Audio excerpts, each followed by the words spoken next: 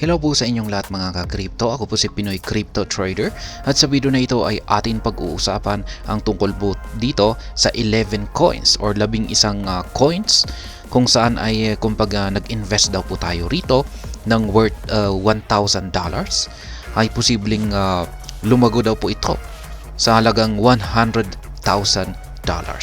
Kaya yan po ang ating aalamin sa video na ito or kikilalanin ang 11 coins na ito.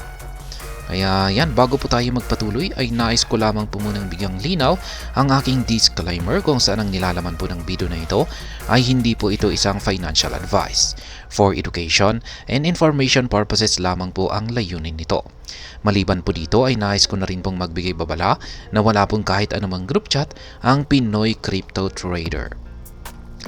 At ayan, ang sabi rito ay a notable crypto analyst with a reputation for disclosing 100 times gems has shared a curated list of digital assets that could provide investors with up to 100-fold return on investment this bull season. Kaya ayan, isa pong kilalang crypto analyst ang nagbahagi ng kanyang listahan ng mga digital assets or cryptocurrencies kung saan ay maaari daw pong kumita ang mga investors dito ng 100 times yan, sa kanilang 100 times na ROI sa kanilang investment ngayong bull season na ito. Kaya yan, atin po siyang kilalanin. Siya po ay walang iba kundi si Wolf of Altcoins. Ayan, kilalang kilala nga siya. At ayan, here are some safe, intermediate and risky crypto investments you can make for the next crypto bull run. Kaya yan, bisitahin po natin yung kanyang X account kung saan po niya pinost yung kanyang kompletong listahan dito. At ayan, ito po yung kanyang listahan. Ito yung meron po siyang tatlo, yung kulay green na ito. Ayan, meron po siyang tatlong categories dito. Yung kulay green ay safe, yung kulay yellow ay intermediate, at yung kulay red na ito ay ito yung risky. Ito po yung 11 or 11 na coins na posible pong magbigay ng kita ng higit 100 times. Yan, dito naman po sa safe ay yan, nasa 2.5 times to 3 times. Kaya yan, yung kanyang listahan po rito sa safe side ay tatlo.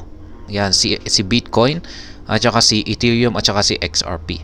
Yan, posible pong magbigay ito ng return na 2.5 to 3 times na paglago sa ating investment. Yan, kung nag-invest daw po tayo rito. At ngayon ay yung sunod naman ay yung intermediate. Sabi po niya rito ay these projects can 5 times to 25 times in the risk versus rewards is good. Kaya yan daw po. Intermediate ay parang katamtaman po yung risk dito. Dito yung safe ay safe na safe. Dito naman po sa intermediate ay katamtaman yung risk dito.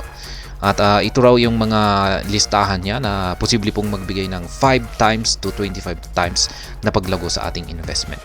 Yan, mahaba po yung kanyang listahan dito. 25 yung kanyang listahan dito. At nakikita naman po natin dito yung mga dito sa kanilang katabi po nila yung posibilidad po kung gaano itataas yung kanilang presyo. Katulad lamang nitong si Solana, pwede po siyang mag 6 times na paglago sa kanyang presyo. Si Cardano naman ay 8 times, si Avax ay 6 times, si Cas 12 times, si Tau ay 8 times, ING ay 10 times, Render ay 12 times, Atom 8 times, Link 9 times, DOT 8 times, Matic 7 times, ICP 10 times, Near 15 times, Rose 25 times, IMX 10 times, Arbitrum 8 times, OP or Optimism 9 times, Sui 11 times, C 14 times, QNT or Quant 8 times, Wu 10 times, JUP 8 times, Manta 12 times, Zeta 15 times, Ocean 20 times. Kaya sa listahan pong ito ay yung may pinakamataas na pwedeng lumago. Yan, yung kanyang paglaog, yung kanyang paglago ay si Rose. Yan, yung pinakamababa naman po ay si Avax, 6 times po siya. At ayan, dito naman po tayo sa risky.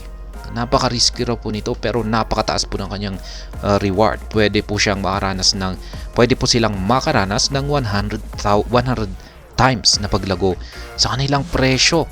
Kaya yan, 11 yung kanyang listahan dito. At yung una ay itong si Pro PC 60 times, si Veil 80 times, Moros 75 times, si Suna 100 times, DNX 50 times, Masq 60 times, Paal 40 times, LCX 35 times, Trias 40 times, Mobi 80 times, RVF 50 times. Kaya yan, yung pinakamataas po ay yung number 4, si Sona. Siya lamang po yung nag-iisang makakaranas daw ng 100 times na paglago sa kanyang presyo.